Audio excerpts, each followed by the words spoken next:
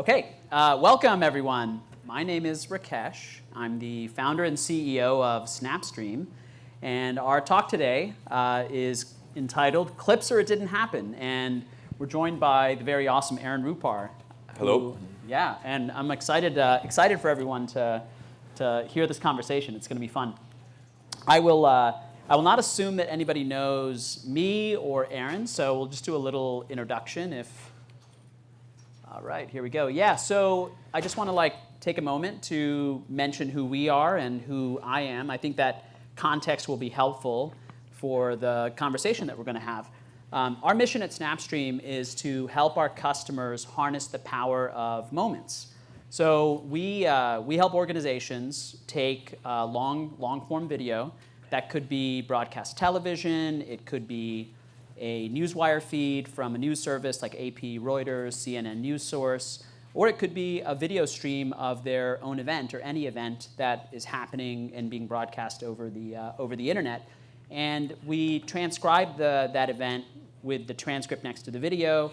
That transcript makes it easier to find the moments that matter, and we have tools built into our product that let you really easily create the perfect clip and then quickly share that clip out to Twitter, Facebook, and we have 20+ integrations. And we're used by Aaron, and you guys are going to hear a lot about what Aaron does with Snapstream and otherwise.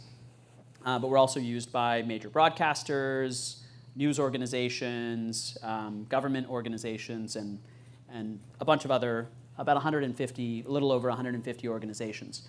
Apart from Snapstream, I just want to mention that I'm an investor in myself in 100+ tech startups, and most of those have been early stage tech investments, and that kind of influences my lens on what Aaron does. And so let me use that as a segue to talk about Aaron.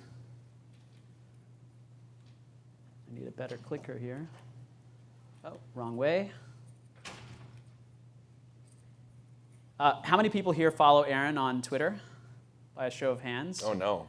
I know. Come on. That's like 30%. I'm just going to walk over and advance the slides by hand. It's only one more slide. So, for those of you who don't know Aaron, you should go follow him. He's at @Rupar on Twitter, and Aaron has become, I think it's safe to say, famous. For those of you who didn't raise your hands, you've no doubt if you're on. How many people are on Twitter? By a show of hands, everybody's on Twitter, right? So you've seen Aaron's work because he's become synonymous with this format of journalism where he takes things that are happening in government and politics and news, and he will create the perfect clip of those events with his narrative attached to them, and usually present those in a thread. And there's his work has been seen by many people. He was at Vox, and before that he was at Center for American Progress, but now he runs an independent Substack, and you should all go subscribe to that as well at aaronrupar.substack.com. I just want to take a poll. How many video views do you think Aaron has generated in his career of posting video clips? By a show of hands, how many people think it's 100 million? Okay, nobody. Billion views? All right, one person. Over 4 billion views? All right, 7, 8. Over 10 billion views. That would, I guess, be the rest of the group. Oh, okay, well, so he's actually just recently crossed 4 billion video views. So Aaron has an outsized impact, I would say, on sort of the political dialogue that happens. So let's jump into it, Aaron. Sure. You have 780,000 followers on Twitter. You have a big influence. You punch above your weight as an independent journalist when it comes to influencing, how people perceive what's happening in news and politics. How did you get here? Could you share your story from there to here? Sure. And if you would have told me 10 years ago that I'd be known for doing video clips, I wouldn't have known what to say because I was never trained to do video journalism. But we actually, when I was at Think Progress, almost exactly 5 years ago now, in the fall of 2017, we had a training on Snapstream, which was a product that our editor purchased, and so we had a newsroom-wide training on it. And a few days after that training, I was at home one evening, just kind of having cable news on in the background, and there was an interview that John Kelly, who at that time was the White House Chief of Staff, did on Fox News, and this was shortly after the Charlottesville demonstrations and protests and violence that happened there. And John Kelly was on Laura Ingram's show, basically defending Confederate monuments and saying that he thought that these generals fought for a cause that they thought was righteous, and these comments were pretty out of step with public opinion at the time. So I happened to be watching this interview, and we had just had this training on Snapstream, so I thought to myself, hey, I should clip a little video, put it on Twitter, and we'll see what happens. And I did that, and by the next morning, I think it had racked up like a couple thousand retweets and a couple 100,000 views, and it was easily the most viral thing I had ever posted. And at that time, my title at Think Progress was editor, but it was really easy for me, once I realized that there was such an appetite for news clips, to kind of integrate that into my workflow. Part of my job at Think Progress was to watch a lot of the White House press briefings, Trump speeches, congressional hearings, and I was writing about them. And so in the context of watching them, I integrated video clipping into my workflow, because just that one clip really opened my eyes to the appetite that people have for clips. And so from there, I started regularly live tweeting press briefings, speeches, hearings, all those sorts of things, and it just grew and grew and grew.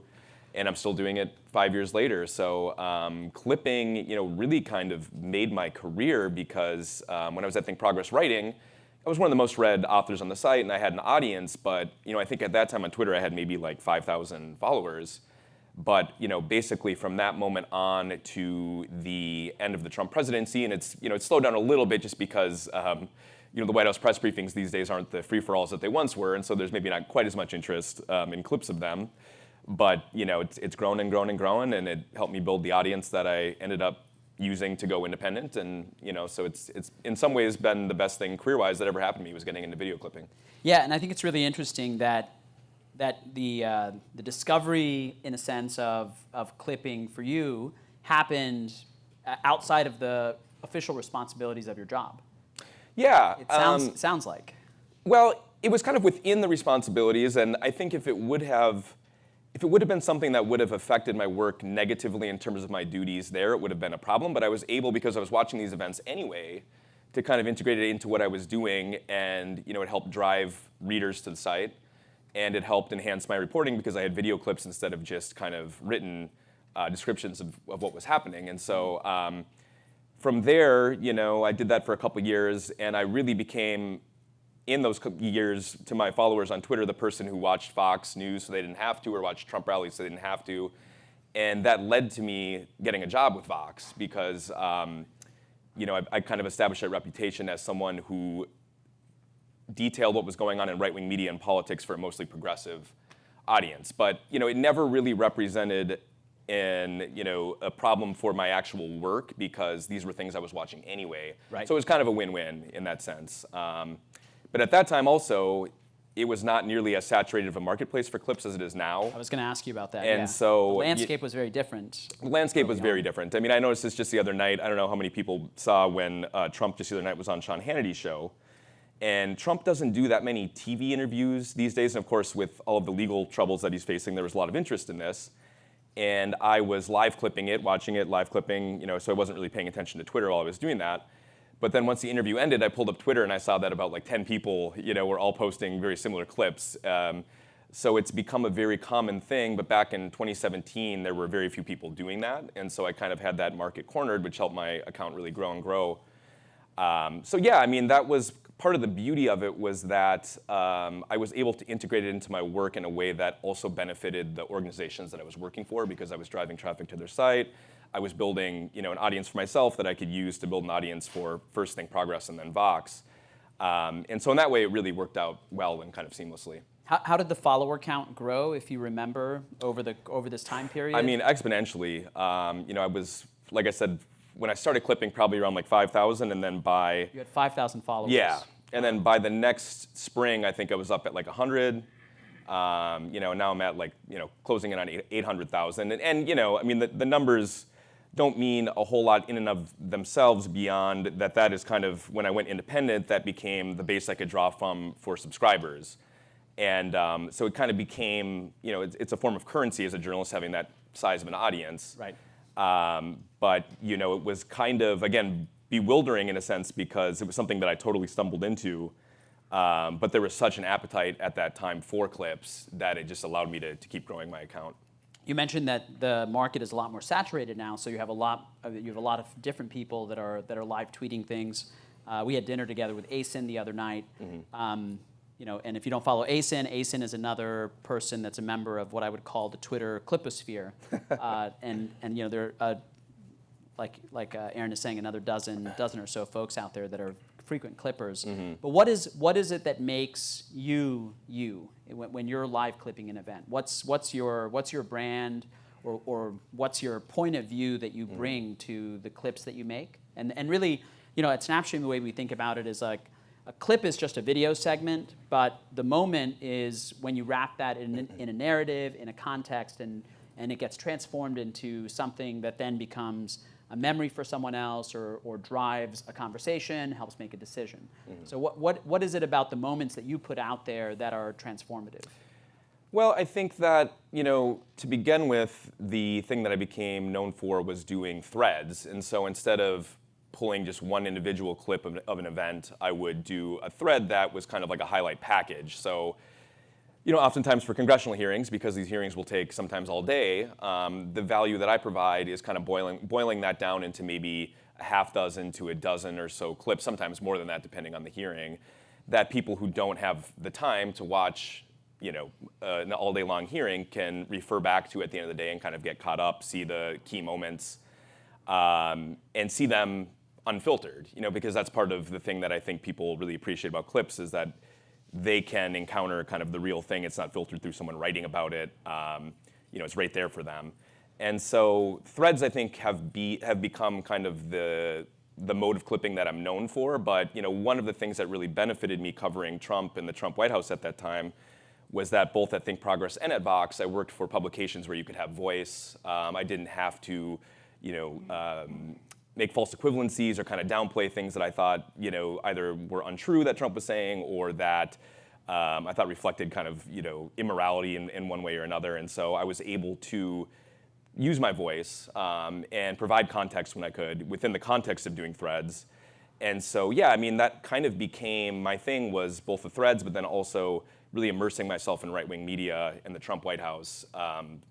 For people who didn't necessarily have the stomach to do it themselves or the time to do it themselves, I kind of, took the bullet, so to speak, and did it.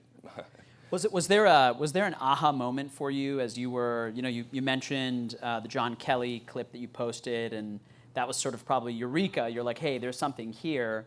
Was there a tipping point beyond which, where you sort of went all in on this I'll call it a product in a sense. I mean, it's this brand of tweeting that you were doing. Mm-hmm. I think the closest moment probably was that John Kelly clip, just because immediately it was like, wow, there's such an appetite for this. And it really quickly became like fully integrated into my workflow where I was posting videos every single day. And then it became, this was before I had kids, so I had more time in the evenings. There's a tension, I'm sure, with your time, right? Yes, and I need to take the opportunity to thank my lovely and supportive wife for putting up with all of the evenings where I'm watching cable news or watching congressional hearings and those sorts of things. But Which you now also do while holding sometimes a... Yes, there are times now, we have a 4-month-old, so there are times where I have a baby in one arm and I'm typing with another one and clipping. And Snapstream makes that very easy because you can set the in and the out. It's integrated into Twitter, so you just have to add your text and hit the button. So it's possible to do, but it's not easy. So if you see a thread of mine where the captions are very short, it's probably because I'm holding a baby these days. But no, it really became part of my workflow right away because, again, it was obvious that there was a huge market for it at that time. And so, that first clip, as strange as that may be, was kind of the eureka moment that, really got me committed to doing this. Yeah. What are the rules of what you do? What do you post? What do you not post? Is there a boundary between journalism and activism in what you do? Are there places where you don't share a point of view, or you do share a point of view? Well, I'm unabashedly progressive, but I draw the line where I don't involve myself in like political fundraising or endorsing candidates, that sort of thing. So I try to stay on the side of being a journalist and not an activist in that sense. But in terms of you're trained as a journalist.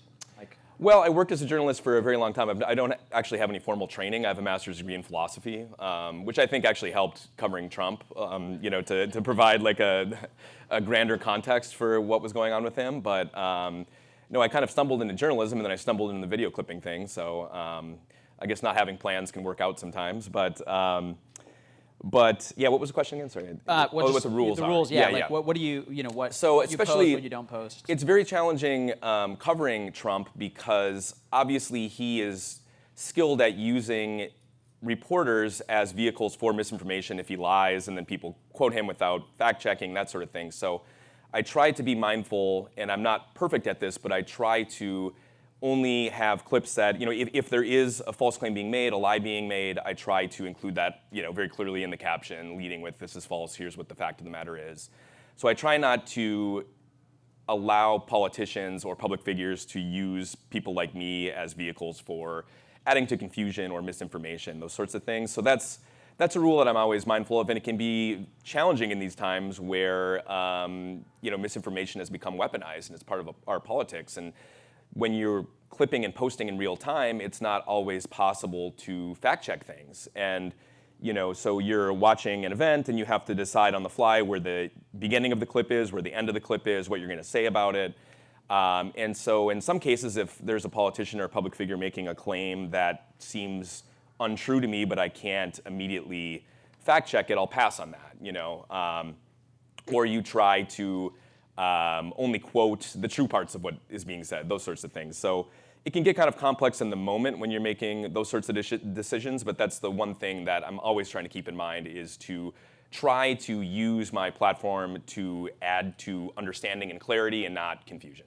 Right. Yeah. Right. Yeah. Yeah. And I guess having the perspective of a journalist helps you in those cases of am I telling an accurate story, a true story? You were mentioning how you're doing this in real time. Are there instances where you feel like you've gotten it wrong and you've maybe added a comment to a tweet where some further context came out later in some comments that were made versus when you decided to maybe set the end point of a clip and post it? Absolutely, and I try to be totally transparent about that. I mean, I think any journalist, obviously, there's going to be times where you have to add a correction or clarify something that you wrote or said. And so, there have been times where I've posted something and then it turned out that I had something wrong. And I'll try to, screen cap the tweet and say, I'm deleting this because X, Y, and Z. And of course, there are always going to be people who, are trolls or kind of operating in bad faith who will use that against you. But most of the time I've found readers will understand and actually appreciate that you're trying to correct the record. So, but that is one of the challenging things, is that, there were a lot of things covering Trump where he would, and he still does, repeat the same lies over and over. And so you can kind of keep those fact checks, at the front of your mind and use them. But there are times where he will say things that, it's kind of like, I don't think that's right, but you can't immediately fact check it because you're trying to post these clips in real time or close to it. And again, 5 years ago, I could have taken a little bit more time to check things, but now there's so many people clipping that you have to be quick because, if it ends up being a clip that really resonates and spreads, if you're 5 minutes late, the person who was there first is going to get, is going to have the tweet that really kind of resonates and spreads. And so to the extent that you want an audience for these things, quickness definitely it does matter. And you were telling me that there are kind of two types of content that you create. One is for accountability and the other is explainers. Can you walk us through those two things? Sure. And what they look like and what the why is of each of those? Yeah, so that's kind of so Rakesh is referring to my newsletter. So the threads I view as kind of like reporting products where it's a depiction of an event that occurred. But then in my newsletter, I will often kind of unpack them further. So if there's a topic that, that comes from kind of the Vox approach, the explainer approach, where taking complex issues and trying to explain what's going on, accountability, If a politician says something, makes a promise that they don't follow through on, those sorts of things, I view that as a key function of my work too. And so I don't think everything I do falls into those buckets, but like one example, one of the most popular newsletters I've had since I went independent was just explaining Trump's scammy fundraising emails, which anybody who is subscribed to them knows what I mean. There's just a flood of them every day, and they kind of straddle the line between almost being fraudulent because it'll say like your voter information is expired, and so kind of implying to people that they won't be able to vote, but really it's just like a fundraising pitch. And so I talked to some experts kind of explaining why he can get away with that, what the law is there.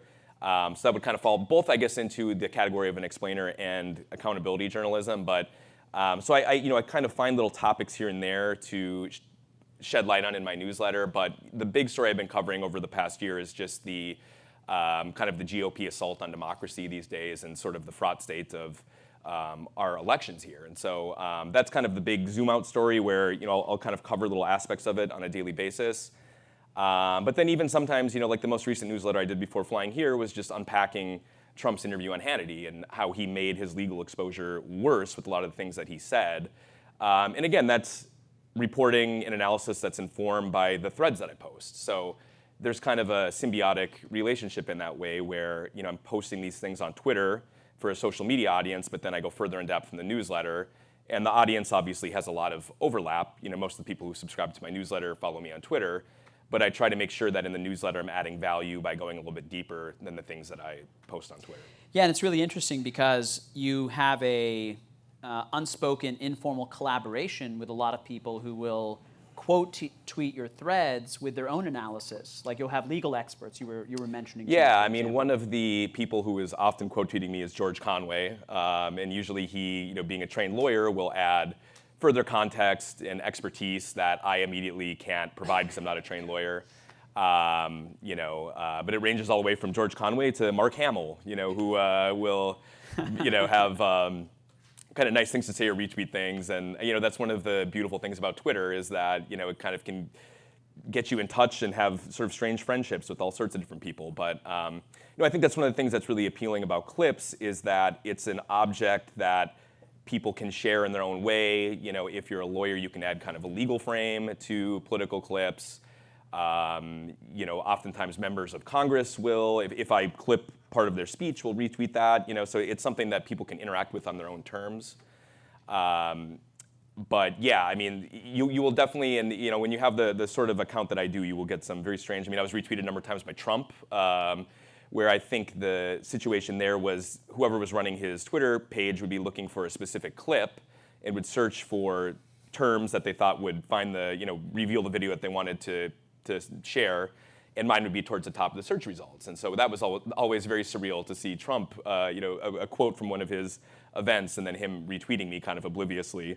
But so it is interesting in that way, and every day is kind of different. But yeah, I mean, that is one of the things where even this interview that Trump just did on Hannity, there were a number of lawyers who were using my clips to kind of further explain why it was a bad idea for Trump to do this and why no lawyer would advise him to go on Sean Hannity's show and contradict himself and cause headaches for them. Right. Yeah. Yeah, it's interesting because I think that part of what you do is you have this utility function where you provide the raw material that then a lot of other people build on top of, and as such, you're almost working in a collaborative user-generated newsroom in providing the clips that you provide. I can tell you, like on your threads as a viewer, I have chosen to not tune into a political debate because I know that I can go back and go and watch it later. I remember in the 2020 elections, there was one particular debate where I just didn't want to endure watching the whole thing. I had a watch party for one of the other ones with friends. No. Right? Yeah. Those are always very interesting. But I knew I could go on Twitter and just catch up on your thread, and I would watch it near real time. So I would go hit the thread 30 minutes into the debate, but then I saved myself 30 minutes because I would just flip through your thread. Sure. Yeah, and that is going independent. One of the things that I do miss is the experience of being in a newsroom and the collaboration that you have with colleagues and just little informal conversations, working through story ideas, that sort of thing. I do have an editor that I work with, so it's not completely, me flying, solo. But one of the nice things, as you alluded to, is that Twitter does allow me every day to be DMing with people and to sort of have, it's not quite the same as the conversations you would have in a newsroom, but to have those conversations with other trusted people that can improve your own work. So I never feel kind of at a loss for that sort of interaction. But that is one of the things that I do miss about being in a newsroom, are just those little interactions that you have, although obviously kind of COVID changed the whole game with that anyway, and people were working from home for 2 years, so I wouldn't have been in a newsroom anyway, but I do miss that sort of informal collaboration. Is there one event, one tweet, one thread that you posted that you're the most proud of, that might represent the pinnacle, thus far of like the work that you've done, that is a favorite story or something like that? Yeah, I don't tend to view my threads in those terms. I mean, I'm more, in terms of work that I'm proud of, it's things that I've written with my byline on it, actual articles rather than like a thread, because I view the thread as kind of the raw material, here's what happened. And obviously a lot of the stuff that I cover is challenging. It's not uplifting stuff all the time. Some of it is, it depends, but so it's hard to say, I'm really proud of my thread about this horrible Trump speech sort of thing. But so it's just kind of, I don't really think of threads in those terms.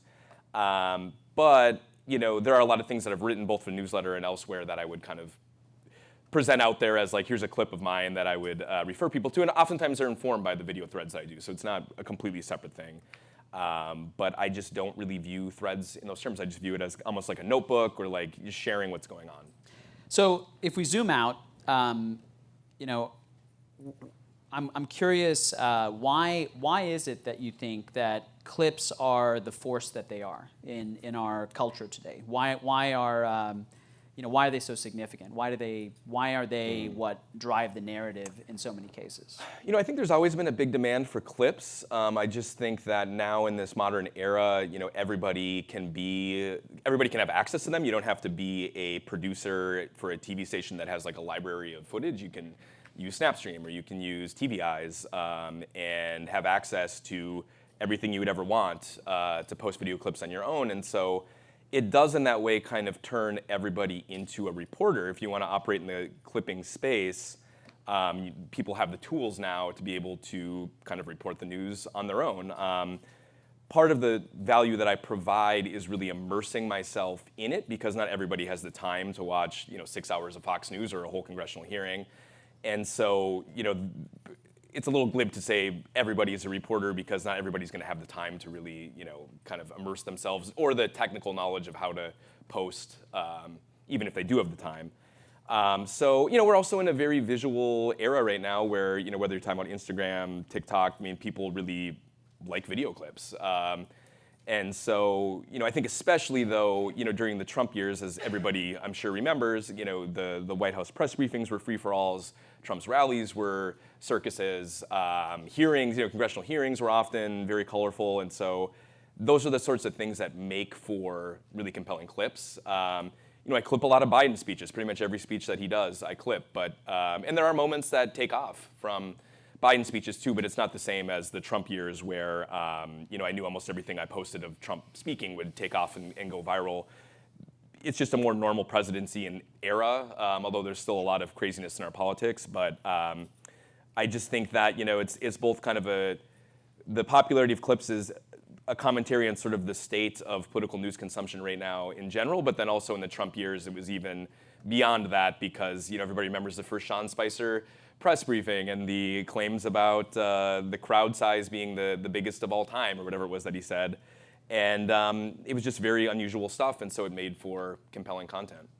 Yeah, I think that the visuals get etched in people's minds in a different way. Like, I think that we, there are visuals that I remember when I think about political events that, before I think about the actual event itself, or what's synonymous with the event is the visual in my mind. So, Well, and it's also interesting because I worked for a period of time for a local TV station in the Twin Cities, a Fox affiliate there. and which is kind of ironic, although the local Fox affiliates were pretty separate from like Fox News, the corporate entity. But part of my job there was to, when we would have TV segments, the reporter would have the report on TV, and then my job was to kind of write the package for the internet with the video, clip the video, put it online, that sort of thing. And this was only in 2015. And the process for doing that in 2015 was so cumbersome. You needed all of this hardware and software, and it was very time-consuming. Video editor. Yeah, it was very time-consuming. And so, to go from 2015 using these really old-school techniques for posting video to 2 years later using Snapstream, which is so seamless for doing that, really made that work a whole lot easier. But that's one of the beautiful things that we have now, too, just the software and technology to make it really easy to do that. What are the dangers of the popularity of clips? Do you feel like it makes our political discourse more shallow? And there are obviously risks to misinformation and things being taken out of context, moments being taken out of context. Yeah, I think it depends what you're using clips for. Certainly there are a lot of accounts. The one that comes to mind, I don't know if anybody follows the RNC research account, but they've kind of made an art out of taking like an 8-second clip from a Biden speech and presenting it in a way that is misleading, kind of out of context. And so I don't really view that as being a problem with clips per se. I think it's just how what you're using them for and how you're clipping them, why you're clipping them, what your motivations are. So yeah, certainly presenting things in context, I think, is very important just in terms of accuracy and not misleading people. And yeah, I do think that oftentimes you need more than just a clip to kind of understand what's going on. Sometimes a clip suffices, but it's also up to people like me to make sure that when we're writing about these clips in our captions, that we are conveying accurate information, calling out lies, those sorts of things. So yeah, there are dangers, but I don't view those dangers as being inherent to clipping itself. I think it's for sure more of a commentary on the people who are posting them. Yeah. Right. Do you feel? Do you do anything to encourage media literacy amongst the people who follow you and read your newsletter? I think so. I try to link to fact checks when applicable, those sorts of things. I certainly think, broadly speaking, our society would be a lot healthier if people had more media literacy and were kind of trained. I've often thought that would be kind of a good thing to teach in high schools, just kind of basic media literacy, how to do basic fact checking of things that you're consuming as a news consumer, and how to verify information. Because it goes beyond just kind of the media realm. I think it's important to have those skills just to be an informed and responsible voter and citizen. So yeah, I try to always link to sources that will provide more clarity and information. I don't think I've ever done like a PSA, but maybe someday. That's actually not a bad idea. Right. Yeah. I've got 3 young kids, and I'm always very carefully observing how they consume news and whether they're checking sources. And I've seen positive spots, and I've also seen negative spots. Sure. I think that my vintage has grown up on the internet using Google, but it's strange. I feel like there's almost in the generation, let's say like 10 to 20 years, 10 to 15, 10 to 18 years old, that isn't as fluent in searching, like Sure. doing text queries. It's a lot more push and a lot more, just they expect it to come to them versus them going out and seeking it and filtering through it. Yeah, absolutely. And of course, media is so fractured now. It's not like a new insight to kind of point out that 30, 40 years ago there were a number of sources that kind of everybody referred to. Everybody read the New York Times, the Wall Street Journal, your local newspaper, and now we've especially seen that problem, I think, in recent years on Facebook, where there are sites that have no editorial standards at all that are just kind of pushing out nonsense, and people don't necessarily have the tools or the ability themselves to kind of sift through what's true and what's not true. And so in my little corner of the internet, I try to be as responsible as I can, and nobody is perfect with that, but it is a problem, that people oftentimes don't have the tools to kind of assess whether information is credible or not. When you're watching live video, this may be helpful for folks out there that are doing live clipping and looking for that perfect moment. When you're watching live video, is there something that that tells you like, wow, yeah, this is going to make a really powerful moment. This is going to be something that that is going to impact people?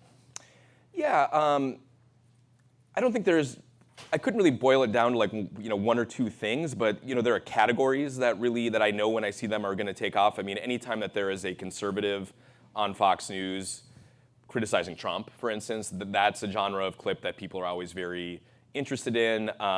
Clips where hosts get emotional about something because they have some personal an issue impacts them personally, or something along those lines. So those sorts of more emotional moments always do well. But it's definitely more of an art than a science. And I tend to err more on the side of posting a lot of stuff and kind of seeing what resonates and what doesn't. There are other people who do clips who really strive for like a perfect clip and won't pull the trigger on posting one unless they know that or they're confident that it's going to take off in some way. But when I'm doing threads, I'm often aiming more for having something that is comprehensive, and so I'll err on the side of posting something rather than not. But it just depends what your approach is. Yeah, and I remember you mentioning to me that there have been instances where you've been surprised by the response that that something you posted got. That you put it out there, and you didn't really you were like you didn't think twice about it, and then it ended up becoming really popular. Well, Graham here recently pulled the numbers of which I thank him for doing, because I'd never done this on my own, of which tweets of mine had taken off the most or had the most views. And the number one clip that I had ever posted, and maybe people remember this, but it wasn't like a huge moment in our politics, was after the 2020 election was called for Biden, Van Jones, who's a CNN contributor, did a segment. It actually was more of just kind of like an ad lib. I don't think this was like a planned segment, but he was just talking in emotional terms. He was kind of tearing up about how just returning decency to the White House was such an important thing for the country and for his kids.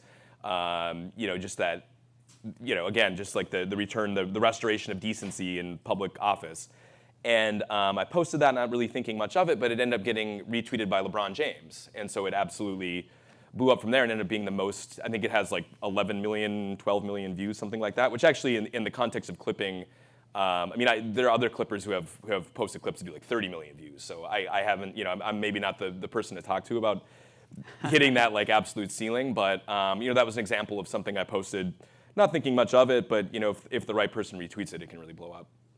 If you look into the future, what do you have a vision for how, say, let's call it video evidence and moments will grow and evolve? Do you have any kind of any inkling or sense, vibrations of what that future might look like?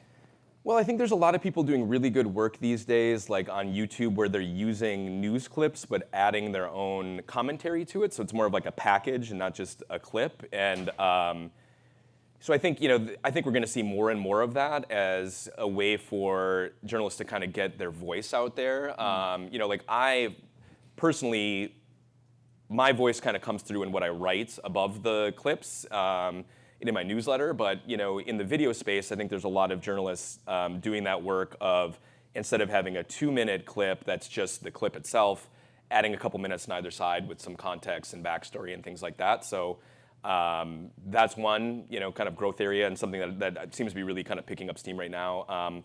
Using clips on Instagram.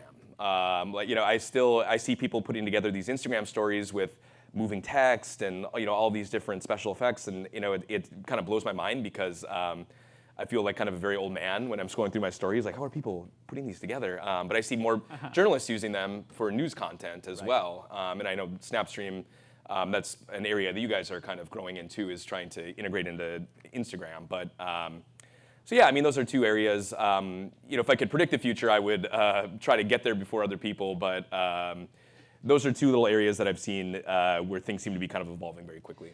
Yeah, and what you described of YouTube is kind of a throwback to an anchor behind a desk, narrating the news essentially, right? But it's being done on YouTube, and I guess something similar is happening on TikTok, right?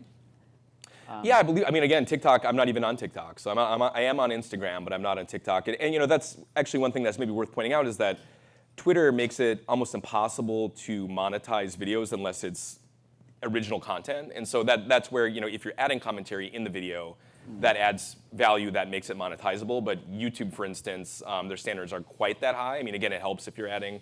And the way that I monetize stuff is just by promoting my newsletter within threads and encouraging people, if they appreciate what I do on Twitter, to subscribe, and that's been very effective. But so I'm not directly monetizing video content in the way that other people are. But the standards for Twitter are a bit higher, and so that just makes it difficult if that's what you're trying to do. Yeah. Any particular YouTubers that you would point out or point people at that are doing interesting things in news? Yeah, I mean, I got drinks just the other night with... or Instagram, or... Yeah, with Brian Tyler Cohen. Okay. Heather Gardner on Instagram does good work in that area too. So, I mean, those are two that come to mind right away. But honestly, like my news consumption, I'm a big podcast person.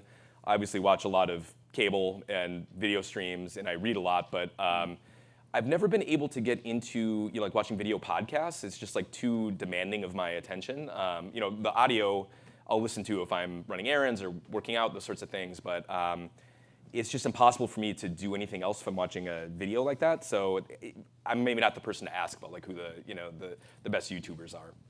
Well, I want to talk about your independent media business. I think you're a role model for journalists in that you left the comfort of Vox and a larger media organization to go out on your own. So I want to ask you to start out with, why did you do that? Why did you choose to disrupt yourself? What was the inflection point that led you to cutting the sort of regular paycheck and a steady job to go out on your own? Yeah, I mean, I had been thinking about doing it for a while. My former boss at Think Progress, Judd Legum, was one of the first journalists to really kind of make a strong go on Substack of like making it kind of. I remember when he left, because he was a beloved editor and kind of like the leader of the newsroom. And when he left, it was like we heard that he was leaving, and it was like, oh, he must be going to like New York Times, and something like that. No, he's starting a newsletter on Substack, and nobody even knew what Substack was at the time. This was in 2018, but it really took off and worked for him. And so I kind of witnessed that, him starting a newsletter and really taking off. And I at that time really had a strong audience for the stuff that I was writing for Vox, and so I kind of put two and two together. And then also Vox has kind of moved in the last couple of years towards more of like a long-form magazine-style journalism approach, and which I think is great. But I've always done more kind of iterative blog-style writing, kind of covering stories over multiple days or weeks or even months in some cases. And so it, as the 2020 election, happened, and then Biden took office, and I was kind of thinking about what the future held for me. I wanted to be in a place where I could make sure that I could do the work that I wanted to do and that I feel comfortable doing. And so none of it would have been possible without like a very big audience on Twitter, because again, that was sort of my pool of subscribers. But other people who have smaller followings, if you have a little corner of politics or media that you cover or deep expertise on a subject matter, there are a lot of really successful Substacks by authors who don't have the type of platform and audience that I have, but it really became possible because of just the years that I had spent clipping. And so, there wasn't any one factor, but it just felt like time to take the plunge. And at that time, Substack was offering advances. My advance is actually just ending in about a week now, but they offered advances to make it easier, to transition from having a salary to being totally independent. And so I don't know if I would do it now, if, obviously I'm happy that I did it, but if without an advance, it would be difficult just because, you're really kind of jumping off the cliff at that point.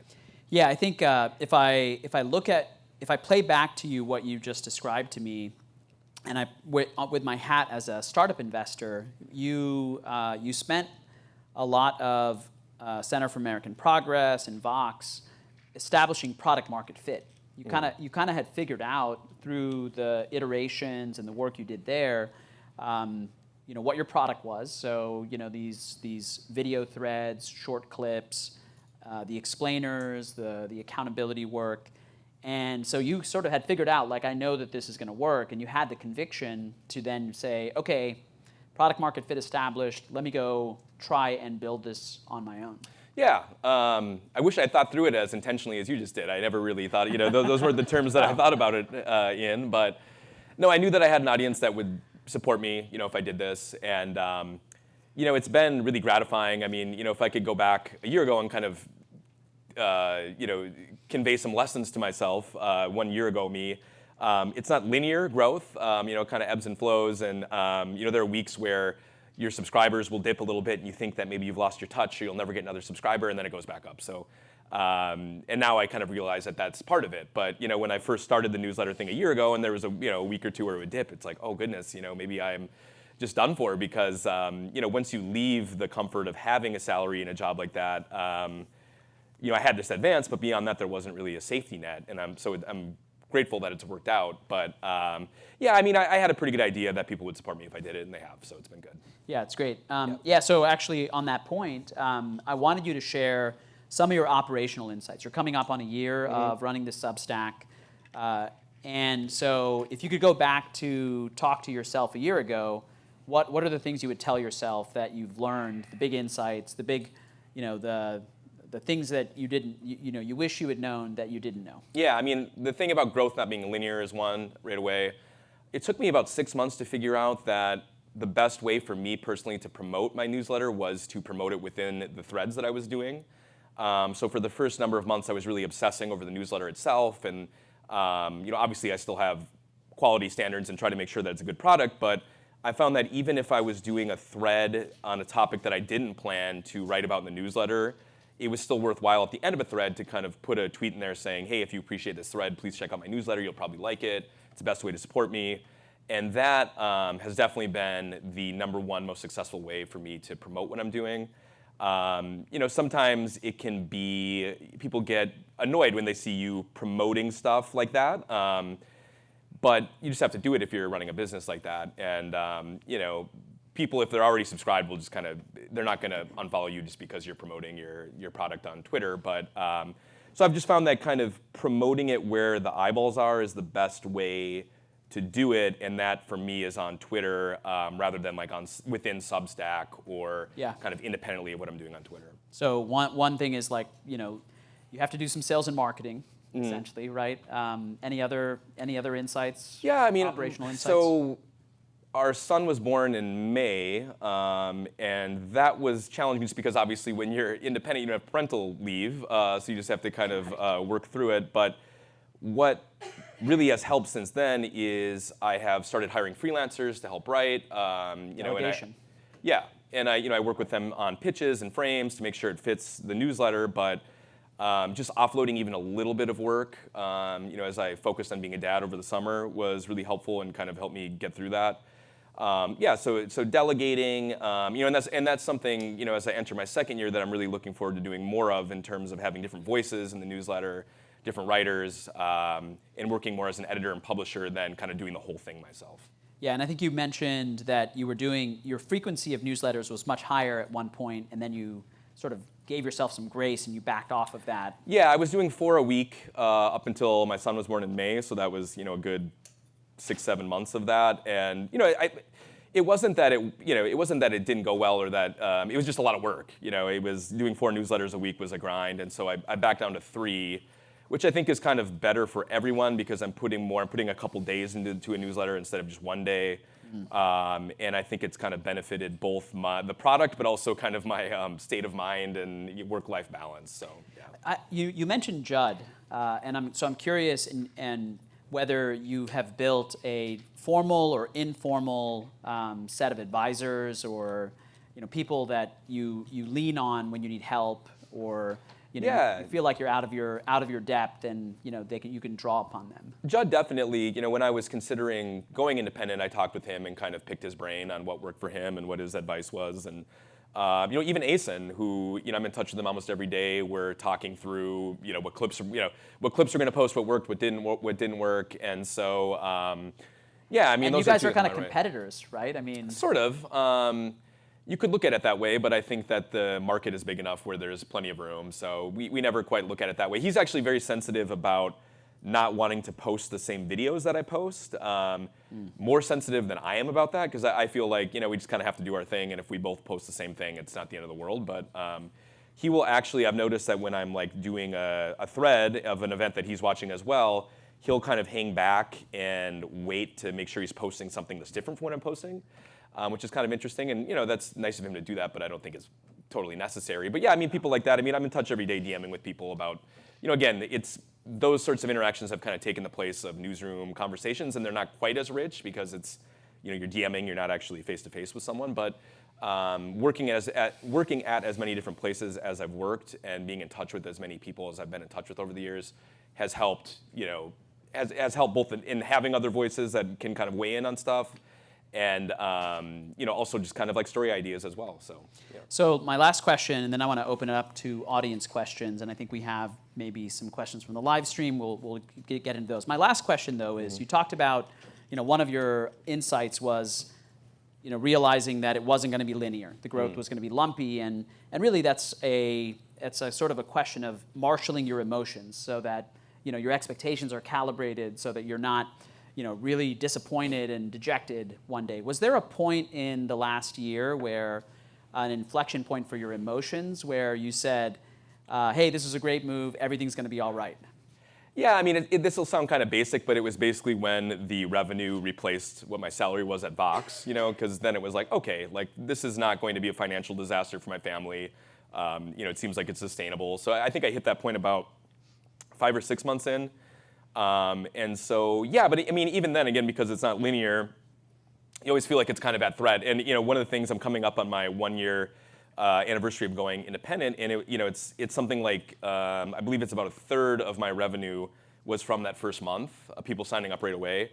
And so now this next week, one of my big duties is to get reminder emails out to people kind of like, hey, please, here's what we're doing this next year in the newsletter. Yeah. Because if a lot of people just kind of let it slide or don't renew, that'll be a huge chunk that goes away. So you can never feel, that is one of the stress points of being independent, is that it's not like getting a salary where you know what to expect. It can ebb and flow. And so, I try to be conservative in terms of business expenses and like making sure that I have money in the bank so I'm not, burning through it. But yeah, so that's actually one of the things coming up that's been on my mind, because it'll be 1 year, like October 4th, I think, and just getting the word out to people like, hey, please subscribe. Here's what we're doing in this next year in the newsletter. Awesome. And I appreciate your support. And so, there are these little things that you would never think of until you do it that are just an important part of running a business. All right, let's take some questions. So I don't know if we have any online questions. If anybody here has any questions, we just ask that you come up to the microphone. All right. Do we have some questions from the live stream as well? Okay, perfect. Go ahead, please. Hey there, I'm Jesse. I'm a video journalist with the San Francisco Standard. So you talked about people responding to really raw footage on Twitter. And as we've started to draw and build upon our subscriber base on TikTok, on Instagram, and Twitter as well, we found that certain types of clips do better on certain platforms as well. And particularly, especially Gen Z audiences are really responding to sort of really raw footage and less produced videos, which as a video journalist hurts my heart a little bit. But I was wondering if you could share any breakdowns on your demographics of who responds to what on the things you post, or if you have any insight on that. Yeah, that's really interesting. I have not really drilled down into, actually Facebook makes it very easy. My Facebook author page is much smaller. I think I have 13,000 followers, but it's big enough where I continue posting on there, and they have kind of and I think you can do this on Twitter too, where I was actually kind of heartened to see this. I just saw the other day that my breakdown on Facebook is exactly 50-50 men and women. So I wouldn't want it to be 80% men or something like that, because then it's like, what's going wrong here? But it's 50-50, so that's good. But I have never really kind of drilled down into the analytics to that degree. Certainly, for instance, here, I don't know if this is exactly what you're asking about, but on Facebook, the algorithms there prefer longer videos. So I cut things a little bit differently when I'm posting them to Facebook, because I know that their algorithm will spread the content further if it's clipped in a way that kind of optimizes it for Facebook. On Twitter, I guess I'm trying to think if I have any really words of insight in terms of I never kind of tailor what I'm posting to appeal to specific groups in that way. So I wish I had more insight to share with you on that, but I really don't. No, it's good. No, it's interesting. Thanks, appreciate it. Hi, Aaron. Adam Nicola with Digiday Media. I'm curious, with the size of your platform, what your relationship is like with the networks and with the frequency of clips that you're posting, if you're sensitive to the length of the clips at all, and just if you've ever run into anything with the network relationship. Yeah, it actually really varies. Like for instance, C-SPAN is like super thrilled whenever you post anything from them. They love it, because it kind of gets the word out for them. I have had some trouble over the years. Like the one that's been most prickly in my experience is NBC, where like they're very, especially if it's like an exclusive video, they want their video from their accounts, which makes sense to be the one that people are sharing. And so I'm always kind of mindful of that. Fair use is still kind of legally the Wild West in a lot of instances, but if it's an event, if it's a hearing or if it's a major speech, the news value in that, usually seems to carry the day. That it would be problematic to try and make some sort of claim that you own footage of a Biden speech. But you're right that it gets dicier the longer. Like if I have a thread that has 20 minutes of footage from a 30-minute show, then you kind of get into a problematic space where you're sort of reproducing someone else's work. And I think that's why when I mentioned earlier the people on YouTube who make sure to add a lot of commentary, that you're adding value with your own commentary, and that from a fair use standpoint kind of protects you. So I always try when I am posting like a speech or a hearing to use footage from either C-SPAN or like a stream of, like the House Judiciary live stream, like to use that instead of a network feed. But I really, I haven't had too many problems. Like I said, I've had a couple things with NBC where, like I've done threads based on like MSNBC footage, and they'd kind of be like, you should really just retweet us, or not use our footage like that. But those are kind of more edge cases than the norm. But again, because I'm aware that that could be problematic, when I can, I use public sources or C-SPAN, things like that. So. Hey, my name is Matt. I work at Ground News, and we post a bit of video on Twitter. And I'm curious, in your experience, like what videos, so like some videos that we post, like it gets like thousands of views, but there's like no actual translation to like our app or our following. But some we post get like a few views, but then translate heavily to our following or our app. So I'm curious, like the videos that you post, is there a certain type that like gets you more follows than not views? Like is there like kind of like a certain KPI strategy that you have there to get like a bigger audience versus just more views? Yeah, that's interesting. I mean, again, I haven't, like the one thing that comes to mind when you ask that question is like, I've noticed that I'll post things on Facebook that will go very viral, like they'll end up getting hundreds of thousands of views, but it almost never translates to more followers. And I think that's just kind of how Facebook works in an odd way, where like people will share videos, but they don't necessarily follow your page. But Twitter, I mean, the only real correlation, and this sounds like super basic, but the more viral that something goes and the more views that a thread has, it correlates with more followers. At this point, I've kind of stopped paying attention just because it seems to grow. Like I'm usually growing between like 5,000 and 7,000 followers a month. And beyond that, because doesn't really make a huge difference if it's 7,000 or 5,000 for me, I just don't really obsess over it at this point. So yeah, I mean, I don't, again, like the only correlation I've really noticed is that the more something goes viral, the more followers it generally correlates with. But beyond that, I don't have a lot of insight into that. Cool, thanks. Yep. Mm-hmm. I have a follow-on question Yeah. to that. What is your analytics cadence and dashboard? Are you just using like the native Twitter and Facebook analytics dashboards, and you check them monthly, just like per tweet, sporadically? Yeah, I mean, I check the analytics a lot more these days with my newsletter, since that's kind of my business product. And the main metric I'm looking at there is I want the views for any individual newsletter to be greater than the number of subscribers that I have, because that's kind of a proxy of like new readers basically coming in. And so it really helps to get shares within Substack or retweets on Twitter, just to make sure that new people are reading all the time. But within Twitter, I mean, maybe like once every couple months, I'll pull up their analytics page just to see, because it does have a very helpful breakdown of like what your top tweet is, who your top follower was, the month-by-month breakdowns of like, what the most impactful tweets were, that sort of thing. But it used to be like when I was at Vox or at Think Progress, we either always had one of Chartbeat or Parsley, both of whom, both companies had presences here. But so in those days, of course, when you're in a newsroom with other authors and there's a little bit of like competitive spirit, you want to see who's bringing in the most traffic, which stories are most viral. But as I've gone independent, I just am not as obsessed with that as I used to be, or I'm not as fixated on it. And again, like I'm trying to make sure with the newsletter that I'm always getting new readers. But beyond that, at this point, I just kind of let the social media following grow as it will, or and so I'm not really drilling down to the numbers on a regular basis. Yeah. Hello, thank you for your insight. It's been really helpful. I work for a TV station, and we're trying to get more reporters and anchors to make these clips for social, but often they're busy making their packages, interviewing, doing the whole reporting process. So my question is, how can we get more people on board with creating clips for social media?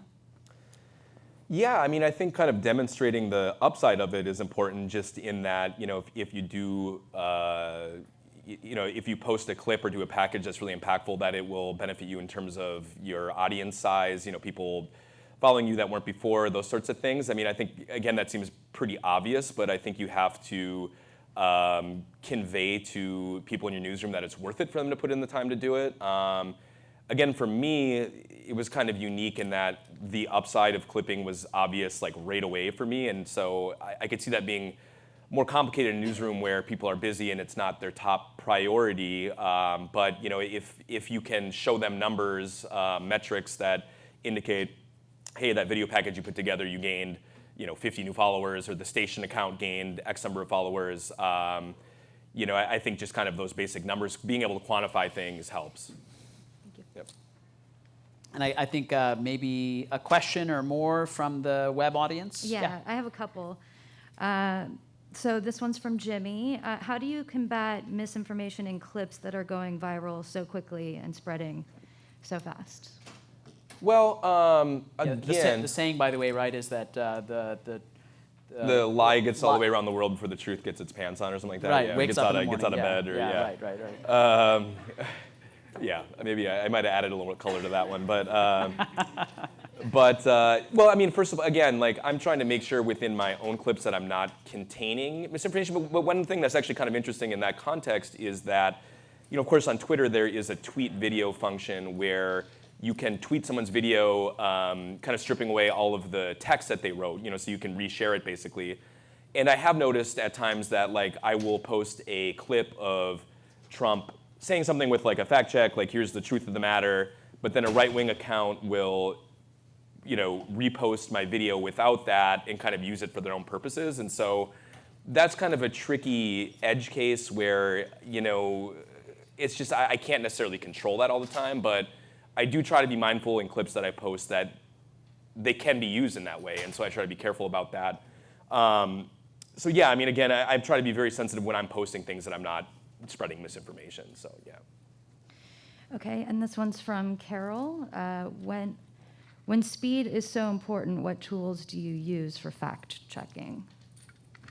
I use, so of course there is like PolitiFact, there's trusted fact checkers that I will use. And there's not always, again, like there are cases where there aren't necessarily fact checks available if it's a new claim that hasn't previously been fact checked, and so you do kind of basic reporting, or to the extent that you can verify something, and sometimes I'll reach out to, usually with a DM, to like a lawyer to kind of, does this argument make sense, or is this accurate, this claim that's being made, and so, it's the same as any other reporter would do. I mean, again, speed is a factor, so if it's a situation where I can't verify something, I'm generally going to pass on that and just not post it. But you can always circle back later, and post it once you do have the information. So, I mean, sometimes a basic Google search that will lead you to like PolitiFact or like a Washington Post fact check suffices, because it'll be relevant to a claim that's being made, but other times those tools aren't available, and so then you have to do kind of basic reporting on your own. Okay, final question. This is from Siak. Let's see. How do you exactly make money from all of this? Does it come from the Substack subscriptions or the Twitter ads? Oh, I don't make any money from Twitter at all. So it's all subscription based, and so my newsletter, the pricing right now is $5 a month, or $6 a month, or $50 for the year. And so as of a week from now, that will basically be my income. But again, when you have nearly 800,000 followers, if you kind of do the math on it, basically you need to get like between 1 or 2% to make it financially viable, and I'm kind of in that realm. So, but that's my income, because again, Twitter has pretty high standards for monetization. It has to be kind of like an original video, and maybe someday I'll get more into doing stuff like that. That's been something that I've been thinking about. But Twitter has been indispensable for me in the sense that it grew my audience. Like that's basically how I made my living, but it's never been directly because I'm getting money from them, because I've never got a cent from them. So. Yeah, so it's Twitter in a sense is lead generation for you. What about Twitter's super follow product, just related to the question of monetization? Yeah. Have you looked at that and considered that as sort of a sidecar product to Substack? Yeah, I'm approved for that, but I haven't set it up. And it was actually one of those things where when they approved me, it was right when Elon Musk was in the process of trying to purchase Twitter, and that to me was kind of like a cautionary tale if I didn't want to put too many eggs in the Twitter basket, because who knows how that could look in a couple years. Interesting. So it is something that I have been kind of thinking about doing, but and I think it would actually work for me, because when I do these huge threads, I could put a few of the tweets behind a paywall essentially and say, hey, if you're a super follower, you get the full thread. But it's just, I get asked stuff like this all the time, like, are you going to do a podcast, this or that, different products, and I've been so busy just doing the newsletter that's been my entire focus. But who knows what the future holds? I would certainly be interested in doing a podcast, but I would have to, at this point, I think, hire someone who could handle kind of the technical aspects of it, because there's just, especially having a 2-year-old and a 4-month-old at home, it's just tough to find time to learn how to produce a podcast as well. So yeah. Hey man, Aaron, thank you so much. Yeah. Thank you, everyone. Appreciate the questions. Yeah, you shared some great insights today, and it's awesome to have you up here. Yeah, thank you. Appreciate it. Yep. And I don't know if you're going to be here, but Yeah, if people have questions and want to come say hi, ask other questions,